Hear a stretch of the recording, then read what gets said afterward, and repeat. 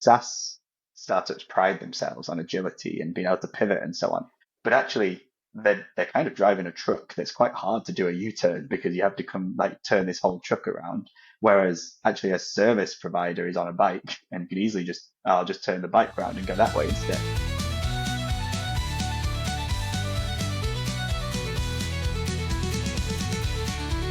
Hey there, product marketers. Welcome to GTM Happy Hour, where I meet with experts from product to marketing, sales to success. Product marketing is evolving into go-to-market strategy leadership, and PMMs are having to find ways to connect with the cross-functional team members they need to lead go-to-market launches. I'm Jamie Walsh. I'm a product marketing and go-to-market advisor who's been in B2B SaaS for over 20 years. Over that time, I've had quite a few drinks with the experts that I admired, and it helped me grow to where I am today. I hope you enjoy the conversation. Joe Daniels joins the podcast today. He's the founder of Boxed, which helps agencies package up their scattered services into sellable solutions. He discusses his journey from working in a tech startup to running his own agency. He emphasizes the importance of packaging service offers effectively and the role of leadership in breaking down silos within organizations. He highlights the significance of customer perspective in decision making and the need for product marketers to facilitate discussions rather than dictate decisions. He also explores the transformation of customer needs and the importance of objectivity in marketing strategies. Let's grab a drink. Well, hello, Joe. Great to have you on the show, and I appreciate you making the time. Why don't you tell everybody that's watching a little bit about yourself and what you do?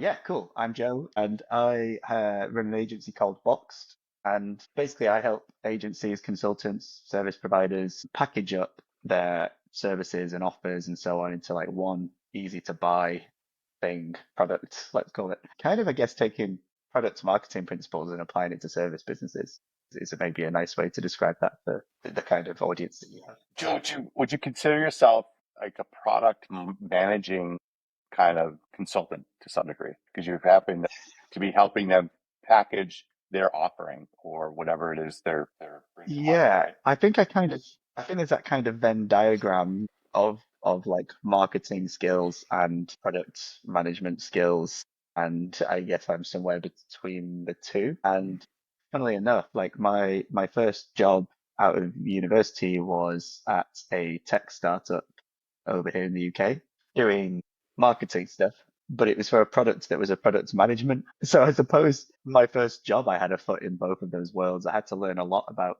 product management to be able to market a product management tool. And I guess in some bizarre way, I've now ended up combining both of those things together to a certain extent. So those things that make sense when you look back. Looking forwards, it would have made no sense, but looking back, I can kind of pull the pieces together, I suppose. Yeah. So before we get too far ahead of ourselves, let's here's best. So because you're in the UK and we're doing this so early in the morning, I've decided to have an Irish coffee versus Yeah. a normal beer.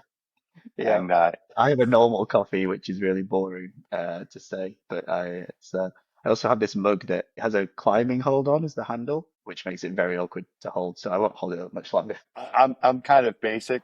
Like I collect these Starbucks mugs that show all the places you've been.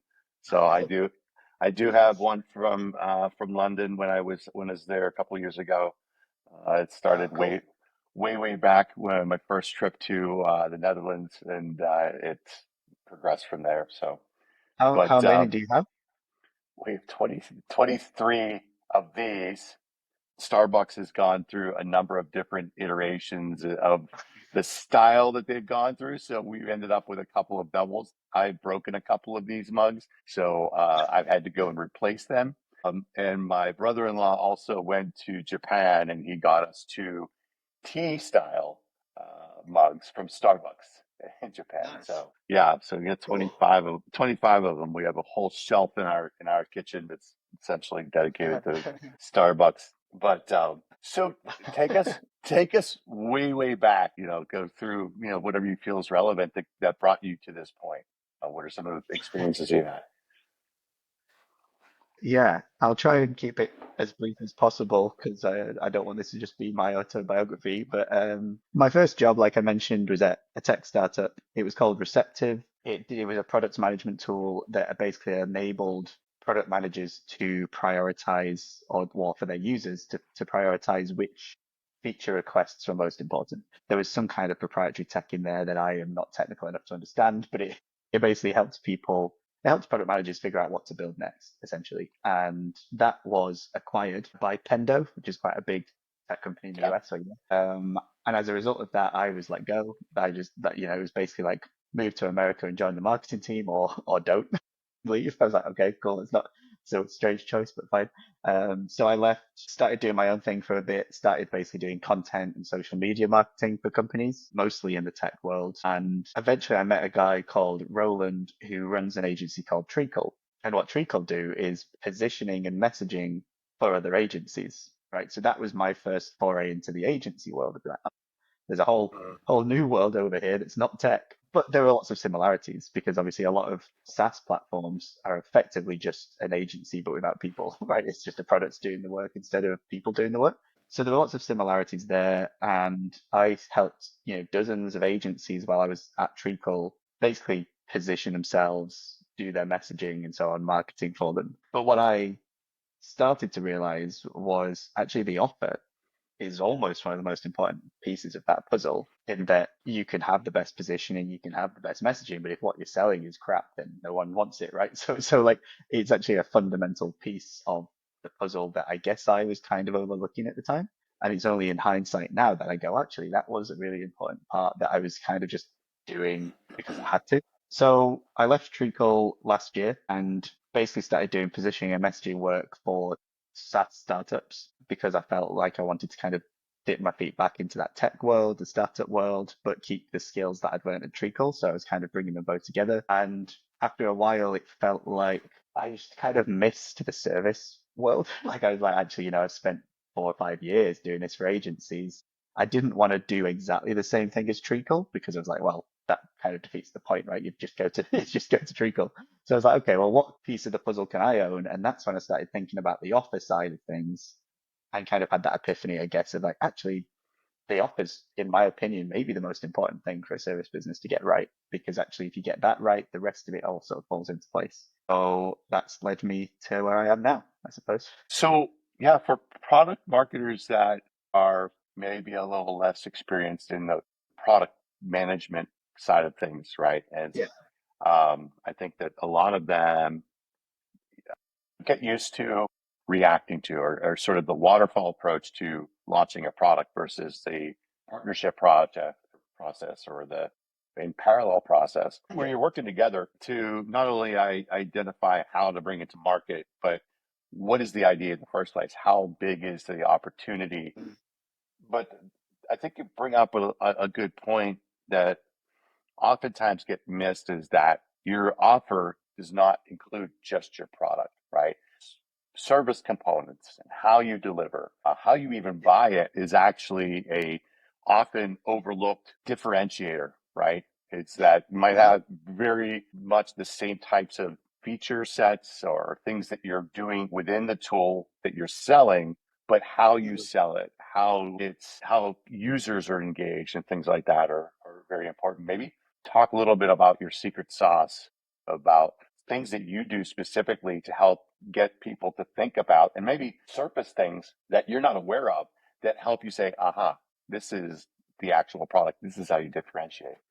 Yeah, I mean, I think the biggest mistake I see any kind of company make, whether it's a service business, whether it's a tech product, whatever it is they try to do this in a vacuum. They almost like assume it's just our business. They don't look past that business. They're just like, let's just do it internally. Let's make these decisions internally. It's like it sounds so cliche to go, actually, you should see it from the customer's point of view. But it's amazing how many companies don't do that. And I think they don't do it because it's more uncomfortable. Sometimes it throws up uncomfortable truths, right? It might be like actually when you start looking at this through a customer's perspective, you're like, oh, maybe our product's not that good. So like actually like that you almost bury your head in the sand and go, I'd rather let's just pretend it's good and just market it.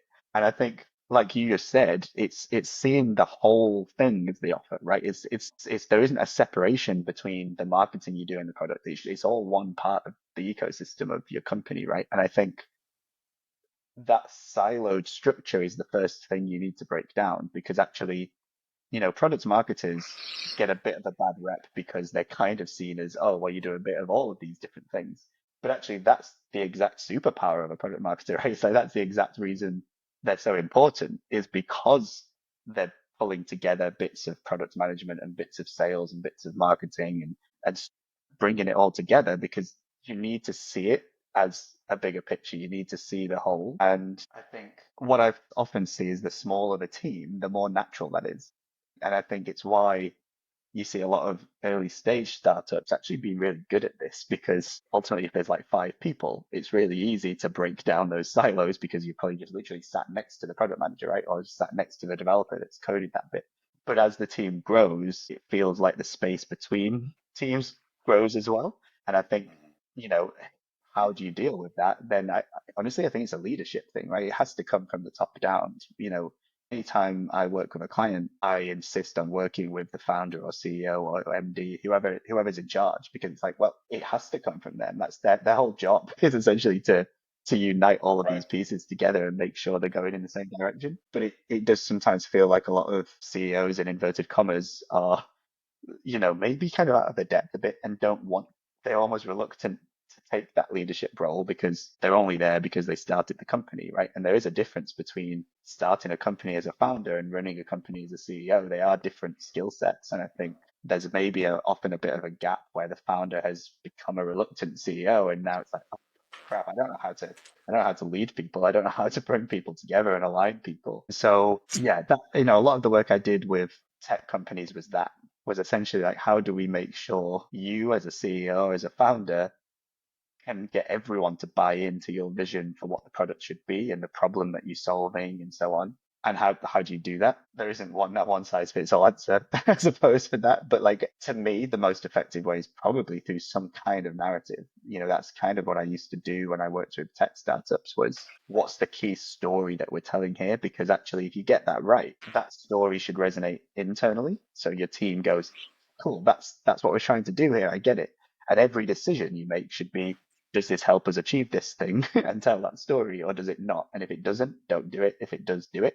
And then externally, it should also resonate with customers too, right? And there's something very powerful about finding that core narrative that runs through the entire company because it brings everyone together in a way that most things don't, I suppose. Yeah. So I got two follow-ups. So one, I have to imagine that as an outside consultant, right? A lot of times it can be a blessing and a curse. It can be a blessing in the fact that a lot of times you were afforded a lot more room and expertise because of where you're coming from, right? That same idea, and I've been a product manager and product marketer for a while. Sometimes that same idea being said from the outside in versus from the inside in just has a lot more depth and trust and acceptance for it. But there are also times where it can work against you. That you say, well, you don't know our space, right? You've Yeah. only been here for 10 days or a month. You don't know our particular market. And I always tell people, like, understanding the market, honestly, in this day and age of AI, takes me about 2 or 3 days to really ask all the questions I need to know to understand enough. Yeah. I'm not saying I can replace you, but Yeah.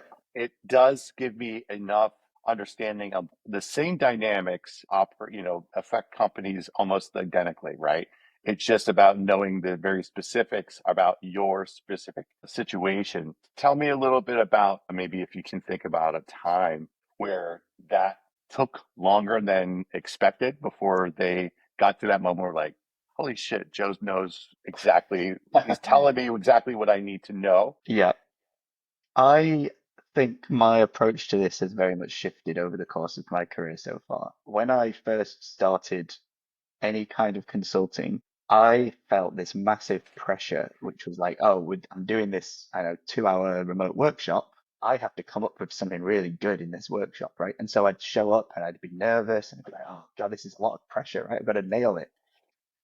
Without fail, I would come up with a great idea. Like, look, guys, I know what we're doing. We have to position to this ICP. We have to do this. We have to, and they'd look at me and they go, yeah, no, I don't like it. I'm like, oh, okay, well, And what happened is my confidence started to go down. I was dented. And what I then did was I started going, oh, well, here's maybe like five different ideas that could work, and you could choose one. And that had the opposite effect because now they're like, well, how am I supposed to choose one? It's your job to help me choose one, right? And it's almost like now everything's watered down. And again, I was ineffective at my job because of that. And what happened was, and maybe this was a growing older and getting more mature thing. I don't know. I was like, you know what? It's not about me. I think my ego is maybe in the way. It's like, oh, I'm gonna just come flying in. Here's what you do. Off I go into the sunset to a round of applause. It doesn't work like that because that's not how people think. It's not how we act. And what happened was I had this epiphany where I spoke to someone about my own business, right? And it kind of I was the client here. And they did the exact same thing that I was doing. And they said, you should do this. And instantly I kind of felt my back go. I was like, I don't think I want to do that. And it was maybe 2 or 3 weeks later that I was like, actually I should do that. That was probably a good idea. And I realized in that moment, I was like, it's because they'd seen it, but I didn't know why they'd seen it. I hadn't gone on that journey with them. And it kind of switched this reframing in my mind where I was like, actually, it's not about me coming up with the answer necessarily. It's about me helping them come up with the answer. And that reframe changed the way I approach all of my workshops and consulting and so on. I was like, to the point where I was like, I'm actually more of a coach than a consultant to a certain extent because it's like, all the things you just said that go against me, which is, oh, you don't know our world, you don't know our business, blah, blah. I now come in and go, I say that. Now I'm addressing that elephant in the room and going, look, you're the expert in your domain here. This is your baby, your business, your product. You know it inside out. I know nothing. But what I'm really good at is getting you to think differently about it. What my process is really a facilitation process of you already have the answer in your head. My job is to get it out of your head and pick something, right? And when I say that to them, instantly all that defensiveness just disappears. That cool, I'm in control.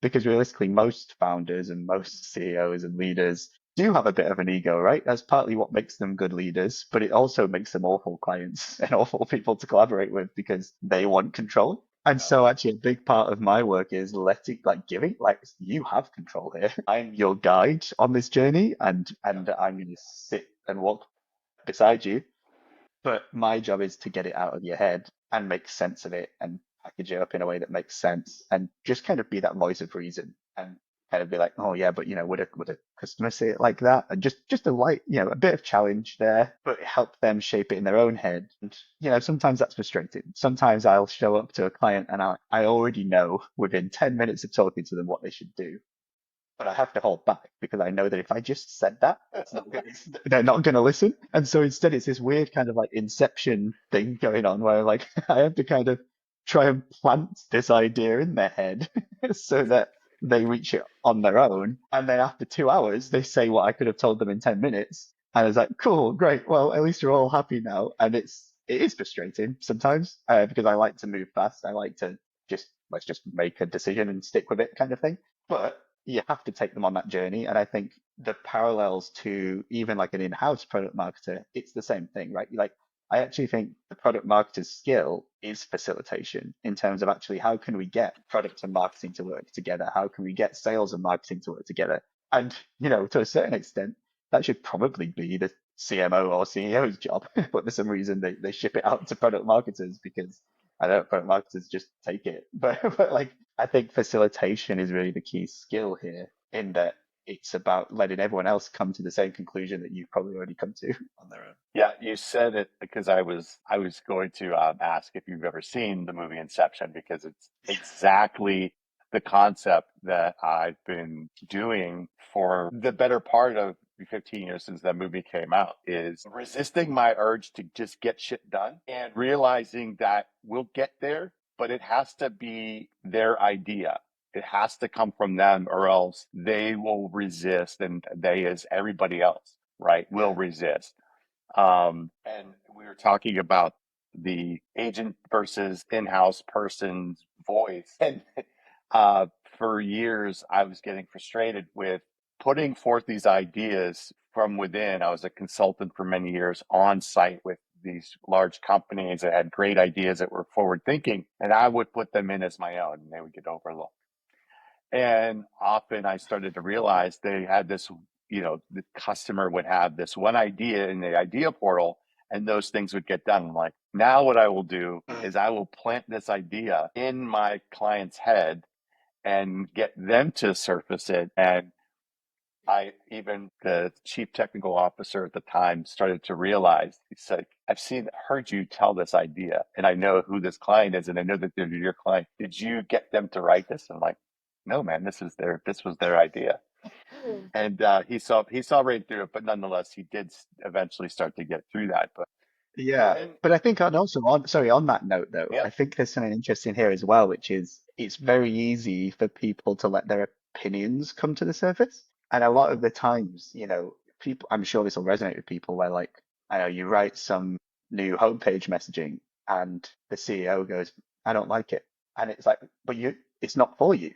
Like, you know, like honestly, it doesn't matter whether you like it or not. What matters is do your customers see it and resonate with it and understand it? You're not buying your own product, right? Like, to a certain extent, your opinion doesn't matter. And I think that obviously there's nicer ways to say that than your opinion doesn't matter. But like, I think that's another important step here is to be like, to make it clear that like, yes, you can have an opinion, but actually opinions aren't what really, or at least your opinion isn't what really matters. My opinion isn't what really matters. What matters ultimately from any marketing perspective is does it work for the customer? Joey, that's really the golden question here. And I think if you can try to frame things as, well, actually, I don't think our customer would think like that, or I don't think our customer would understand that. What you're really saying there is, it's not you're almost like, I don't disagree with you. The customer, it's almost like making the customer a scapegoat in a weird way. right. No, no, no, the customer doesn't get it. And then like, oh yeah, that's a good point. Because if it's just my opinion versus their opinion, they're probably going to win because it's their company. But if it's their opinion versus the customer's opinion, that's different because it's like, oh, well, actually, that's the very reason we're doing this. I can't argue with the customers. So there is a bit of like opinion reframing there that I think you've just said that you did, right? It's the client's opinion, and Yeah, that's why it worked. well, you said that earlier about reframing that, and you being able to tell the product manager or even a founder who has very strong opinions about this product is great, the product's greatness, and you have to sometimes be the one telling them that their baby is ugly. And what I always say is, and here's the data, right, that shows that. This is customer interviews. Here are some excerpts that we're hearing from customers. Here's an aggregation of opinions or weight around this other thing that's more important than the thing that you're currently focusing on. And that's telling that story with the data is what brings you up a level in terms of your partnership and being, going from being a servant who doesn't really know anything, right? And isn't bringing anything to the table. So therefore you're always going to get given the tasks to do versus being asked for the opinion or being asked to bring the insight to them. And that is the big difference is like not just having an opinion, right? Because then it's just he said, she said, but nonetheless, if you can go and do the work to get customer conversations, which is something that I think a lot of product marketers and even product managers fail to do enough of to really understand which direction do we need to go, what will get us the most buy-in or the most revenue with the next thing that we work on versus this is a brilliant idea. And a lot of times they do have, founders and product managers do have brilliant ideas. And I'm like, I agree with it, but let's not run with it until we can talk with enough customers or end users to really validate that that's working. And maybe and now in today's day and age, you have these prototyping tools where you can put something together really rough and really quickly, even if it's in Figma. And now we've gone up a level where we have Lovable and Cursor. We can prototype really working software. And I talk about this through a software lens because that's what I'm most familiar with, and really hash that out. I think what it boils down to is a question, obviously my job is to package up service-based offers. Often what will happen is a client will have a really cool idea and I'll think it's a cool idea. But yeah, I get it. It makes sense. But actually a lot of the times it falls apart with one question, which is, yeah, but is this what people actually want? And as soon as you ask that, often it's like, oh yeah, but actually, maybe it doesn't solve a problem that they have. Maybe it doesn't solve, maybe we've invented a pain point here that doesn't exist, right? Like you have to constantly kind of test your assumptions and your thinking through the eyes of the customer or client or whoever it is. And I think any marketer, whether it's a product marketer, whether it's a CMO, or just an even junior level, entry level content writer, whatever it is, they have to always be the advocate for the customer. Do you know what I mean? Like, because the customer isn't there in the boardroom, the customer's not there in internal meetings. Maybe they should be. Maybe that would be a cool idea, is to invite customers into these meetings and be like, you have your say here because we need to listen to you. That could be quite a cool thing for a company to do. Yeah. But they don't. And so actually, who is going to speak up on behalf of that customer? Because that's the whole point of the business, is to service that customer. And if no one speaks up for them, then they get overlooked. And, I spoke before about opinions. The only opinion that really matters is the customer's opinion. And if no one's there to say, well, this is what our customers think, then it gets overlooked. And that's when you kind of go down the wrong directions and the wrong path. I'll also say too that sometimes you chase after the wrong customers, right? Yes. Yeah. In an early growth stage company, you're kind of selling to whoever's got a buck, right? And a lot of times that is the people that you initially had in mind with your product, or the thing that you built in the first place. But sometimes you are surprised by this other group that is buying your product, and you're like, hey, this might actually be the bigger opportunity for us. And then you do some Yeah. research, and you're like, these people that I thought we were selling to actually don't want this, or it's not quite a need for them, which goes from, opinion to something I will pay for, right? Yeah. And we could talk a little bit more about changing a want to have to a need to have versus or a nice to have to a must have, right? Because that's the difference between something that people will maybe use to something that they have to open their wallet for. Yeah. Um, but going through that process to get them, to answer that question and change it from that must have to a nice to have is a very powerful thing. And sometimes that answers the question, whether or not the baby is ugly. And you're like, okay, these are the things that we're hearing, and these are the things that we need to change. Because that's the other part of it is too, is it's like, okay, well, you're not done just by saying, okay, this doesn't work. Like, now you have to ask the next question, is like, well, what will make it, Yeah. Yeah. something you'd pay for, or what are the problems that you're having that we just are not addressing right now? I think that there's an interesting thing here, which is that I'll talk a bit in a minute about the how to transition from want to have to nice to have, because that's a really important thing. But also, I think there's an element here of what you just said, which is you have to live through these decisions. You can't just. I think an issue I see a lot is, someone will work on their positioning, right? And they'll go, we've got a brand new positioning here, cool messaging to go with it. But actually, if the product doesn't change in line with that, then you're not helping, right? If anything, you're now making it even more confusing.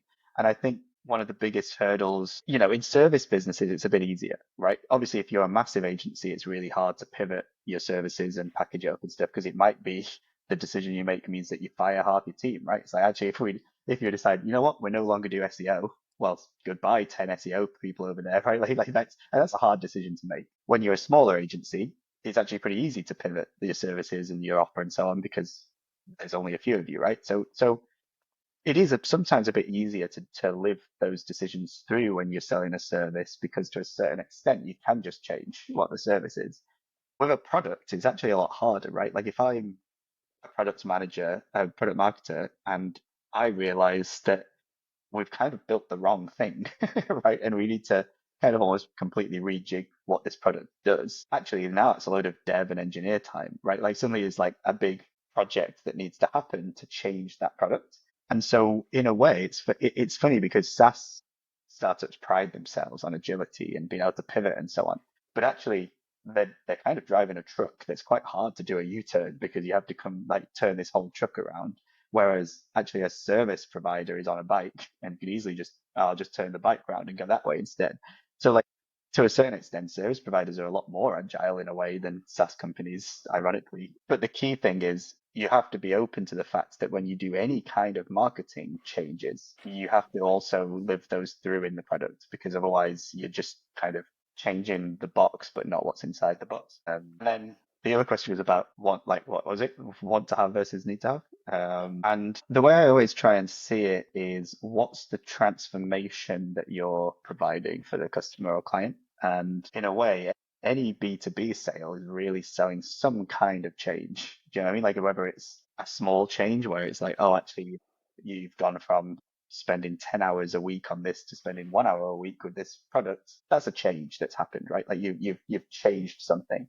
In my experience, the bigger that change is, the bigger the transformation, the more valuable your product is, right? So like people will pay more and or be more likely to spend and justify that spend if they can see a bigger change. Now that doesn't mean you should just go, we're going to grow your business, right? Because that is just nonsense. So it has to be a specific change. But if you can make that, if you can make the case that it's a big one and it's a proper transformation, that's going to be one of the things that takes it from like a vitamin to a painkiller, let's say, in that term. The other things that I like to look at are severity of problem. So I always like to focus on the problem when I do this work anyway, because I think you're there to solve a problem. And there are a few factors that I look at in terms of choosing what that problem is and how we frame the product. How severe is the problem? So like, is this actually hurting them, or is it just kind of like a fly on their head that they just have to brush off every now and then? Like, is it like a fundamental, this is going to harm me, or is it, I'll deal with it at some point? The other thing is urgency, right? So actually, like how urgent, how pressing is this problem? Is it something that actually I can put off for a year? In which case, I don't need your product now, right? Or is it something that's like, actually, if I don't fix this in the next month, shit's gonna hit the fan. So the more urgent the problem, the more useful and more needed your product is that solves it.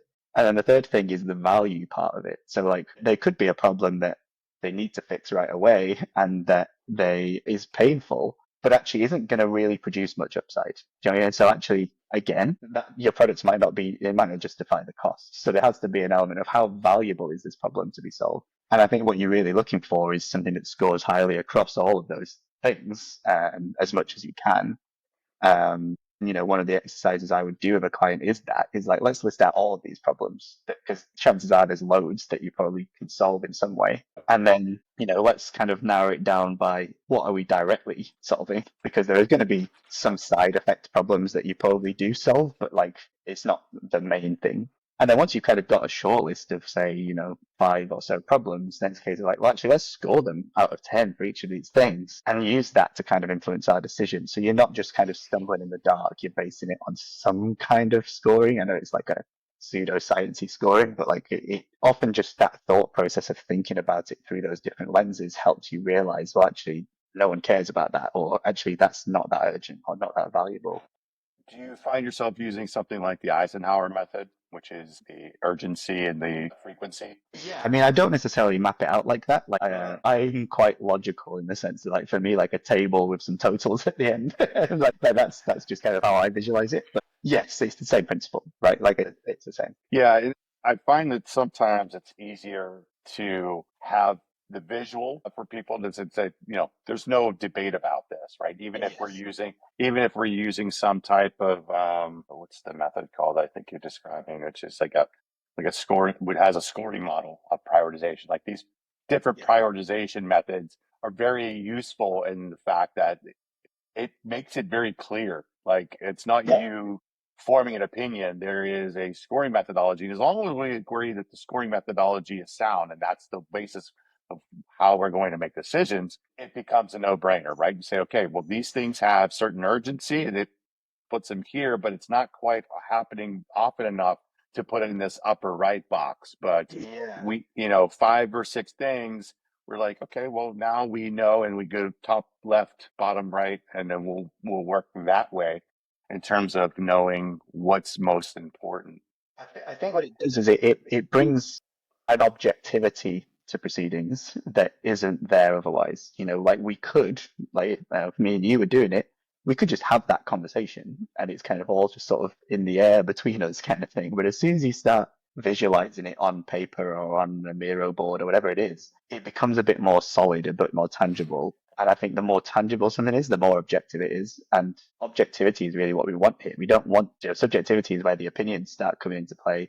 The more objective we can make this decision making, the easier it is to make. What's interesting is I find in my experience that actually it's the conversations around those objective exercises that actually yield the results and the answers. But what I think happens, and I've only just come to this conclusion right now as I'm saying it, is that I think what happens is because we're doing objective exercises, the conversations become more objective as well. And I think as a result, those conversations become more fruitful than if we just sat and chatted for an hour, because I think we'd never have that level of objectivity. So I think that's where the exercises come in. I definitely agree. And I always like to bring in the tools that we use. And so now in this day and age where we have such great conversation intelligence, right, that can record things and Yeah. transcribe it and even summarize or give you action items or key points and things like that. That is such an unlock to just focusing on the conversations, right? Not necessarily worrying about taking notes and things like that. Yeah. Like Yeah. sometimes you have to take notes because you have a question that something spurs up that that is okay. But if you have to sit there and remember everything that they said Yeah. in a 1 hour conversation and then transcribe it later, you lose so much. And that's what I Yeah. love about AI is that it is affording us the freedom to do certain things and not have to worry about, Yeah. the outcomes. And then recording the concept as well is also very important for body language and facial reactions to really understand certain things. I think it allows you to be more present, right? Like I think like it allows you to focus on the bits that humans are really good at, which is communication, all the soft skills in inverted commas, like it's all of that stuff that AI can't do, at least not yet. Actually, it allows you to lean into that a bit more. That actually, I'm just going to show up and ask the right questions and have the right conversations, and I don't have to constantly be scrolling things down or be like, oh, I need to remember that. Like it's just like, oh, it's cool, it's all there. It's like to the point where I now don't know how to make notes, which is maybe a bad thing. But I think overall, like it's definitely it makes life easier, is what I would say. Like I remember in the early days of doing workshops, often you'd have to have another team member in just to make notes. Just be like, actually, your job is just to basically record all of this, and my job is to do the talking. And like obviously nowadays, you don't need that. Like you say, you've just got Yeah. your trusty AI. Yeah, I mean, my first few days as a consultant at a new company, I remember like I was note taker, and after like the after a couple of weeks, I was like, I'm not the note taker anymore. Like I have questions and that need to answer, and that was good because it was a Dutch company and they wanted you to learn on the job, and that showed that you're ready to start taking on those responsibilities yourself and asking, like you said, the right questions. All right, we're hitting closing time. So, what is something that you can give to younger product marketers, right? In this case, that would make them 1% better tomorrow. Yeah, good question. I think it comes back to what I said before, which is that I think the most important reframe is to see yourself as a facilitator and not the decision maker. And that requires a bit of putting your ego to one side. For a lot of people, it's like, oh, but I don't want to just be there to help people make decisions. But if you want to be the decision maker, go and run a company, right? Like, that's fine. Like, you can do that. I think a product marketer, their whole superpower is that they see the whole picture and they can bring all of these different bits together as and when they need to. But their job is really to facilitate that bringing together. It's almost like they're the glue between all of these different things, and especially between products and marketing. It's the name, I guess, to a certain extent. Like it's that being able to take that chip off your shoulder and be like, actually, the most valuable thing I can provide to the company that I work for or that I'm consulting with is to bring these siloed people and teams together and facilitate the right discussions. And then I can go away. And once they've made those decisions, then, I can do my job and act on them and do the right marketing, positioning, messaging, and so on. And I think the reason that product marketers have a bit of an identity crisis right now is because there are maybe two camps. One that are embracing that and like, yeah, we're seeing the whole thing, we're facilitators, blah, blah, blah. And the others that are like, no, we want to own something. Yeah. I think I'm not, in my opinion, if you want to own something, maybe product marketing is not the right thing for you, because I think they kind of they have to, by their nature of the job, have their sort of finger in all of these different pies. So I'm probably on the side of facilitator than ownership. People might disagree with that. I'm sure they will, and that's fine. But I think that's probably the big split right now in the product marketing world. And it's just maybe they don't realize that. But as someone from the outside looking into that industry, I feel like that's probably the big argument. going on everything. One of the reasons I started this podcast is because I started to see that product marketing is evolving. We went from people not even knowing what the hell we do to seeing things in job descriptions being asked of owning the entire go to market process, right? Which includes helping to facilitate and shape the strategy with product manager, Mhm. getting feedback from sales, looking at what's working and what's not working in the data, going to market in the past, talking with success teams and bringing that on, and then building a plan to execute that, right? Which is, okay, Yeah. this is the new thing we're going to focus on. This is our new messaging and positioning. These are some new things that we're doing with the product itself and helping to take that to market. And being able to facilitate that requires kind of a higher level of skill sets, right? And being able to lead without dictating, right? It's being able Yes. to, you said to your point, facilitating things without being distracted, like this is my conversation. No, it's our conversation Yeah. and we're all contributing things to it. And it's my job to maybe make sure that we are surfacing everything from the big picture that needs to be surfaced so we can make the right decision about how to move forward. I mean, I think on that note, I think, and maybe this is slightly even more controversial. I think a lot of companies that have product marketers don't need a product marketer. And the reason I say that is because actually I think product marketers are really just doing the job of the CMO at an early stage startup, right? The chief marketing officer should be across all of this, right? Like that's literally their job. And often I see these companies where, there's a product marketer that's doing all of this stuff. And I'm like, well, what's the CMO doing? What are they doing if the product thumbs up? If product marketing is doing all of this decision making, what is the CMO just kind of sat there going, "Oh, thanks for doing my job"? Like I don't really understand why it doesn't fall on the CMO's plate more until you get to a size where obviously the CMO's just got head in everything and way too much going on, and then you might need some almost like deputy CMOs that are the product marketers. Because it feels to me like a product marketer is essentially setting themselves up to be a future CMO, right? Like they've seen all these different aspects of the marketing side of things. Actually, a logical next step is to make them a CMO. But what's interesting is that until you reach a certain size, I don't think you need both. It would be like having, like hiring like a head of products, like a chief product officer, and then hiring a product manager to do that person's job. It's like, well, what's the point? You may as well just do that yourself until you get to the point where you can't. Feel like you're touching upon something, and we're probably out of time. This will be another discussion. But I'm starting to also now see job descriptions that are more about full stack marketer, which is essentially what a lot of CMOs are in the package of a product marketer's job description. Yeah. I'm seeing more and more of that. And And it's cheaper, right? You don't have to pay them yeah, seats and lower. yeah, it's cheaper than a CMO for sure, but like product marketer to other marketing managers is not, right? Product marketers are, typically a bit more expensive, I should say, because Yeah. they do sit next to a product manager, and product managers, have a certain level of compensation, et cetera. Yeah. But I'm definitely seeing a new wave in the last 2 or 3 months of companies putting out job descriptions that look a lot like CMOs or heads of marketing, right, in a smaller Yeah. organization. And you start to say, okay, well, I know why that's happening because that's cheaper than hiring 3 or 4 people, Yeah. Yeah. but it's also very assumptive that somebody can actually do all of that. But with AI tools, there is a lot more potential for that to Yeah. be the case.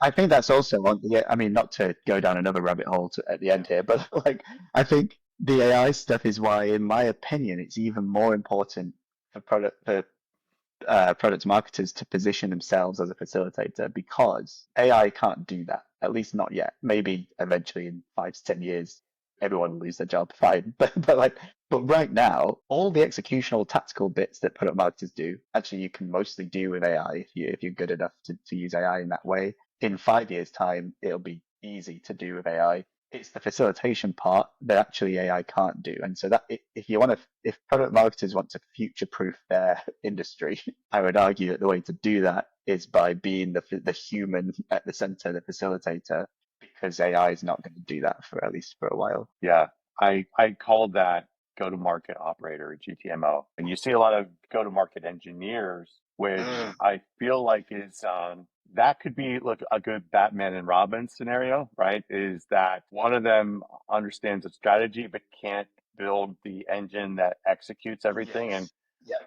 right now what I'm seeing from go-to-market engineers is all about the execution. It's not automating or augmenting a lot of the work that you do in strategy development and understanding and looking at past performance, looking at competitors, talking with customers and ingesting that information, and then coming up with an insight, which a lot of times requires a human to creatively see things that an AI may or may not, understand or see the opportunity that it actually is.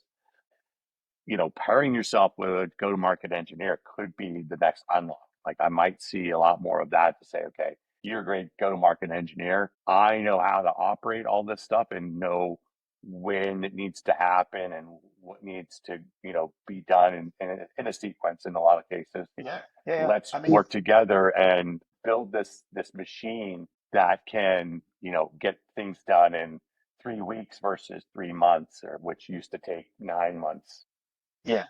a year I mean, ago. you see it a lot in agencies. Well, you have for as long, longer than I've been alive. Agencies have had that pairing essentially of a strategist and a creative, right? Like if an ad agency, you might have, well, I'm the person that maybe knows the whole picture and can come up with the idea, but I can't execute on that idea. I can't draw or I can't write, whatever. So I'll pass that to the creative and we'll work in sync. In, a media agency, there's often the planner who does the actual strategy work, and then there's someone that actually then executes on that campaign. Like that pairing has existed for decades and I think is always going to be there and I think should be there in any type of company like what you just suggested with the GTM ones. I think for me, if I was going to choose one of those to be, it would be the strategist right now because I do think that pairing might swap to be human plus AI with human doing strategy and AI doing execution. And and if that is true, then you probably don't want to be the execution inside right now. Right. Yeah, I mean, I basically recently relaunched my business as an agency rather than just as me, and also have sort of moved up from just targeting solo consultants, one person agencies to targeting bigger agencies too, as part of this kind of relaunch, rebrand sort of thing. So I guess that's an exciting thing going on in my world right now. So yeah, I don't know. That's So it.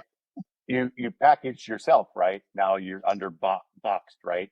Is Correct. the new Yeah, yeah, yeah. agency. Yeah, I mean, I'm a big believer in a service provider being their own proof of concepts. Like if you're a website designer with a crappy looking website, I'm not going to pay you to do my website, right? So the big thing I had to get right was my own offer. I was like, oh, I need to make sure my own offer is right because otherwise I'm just not even good at my job. So I do think that's an important part of this.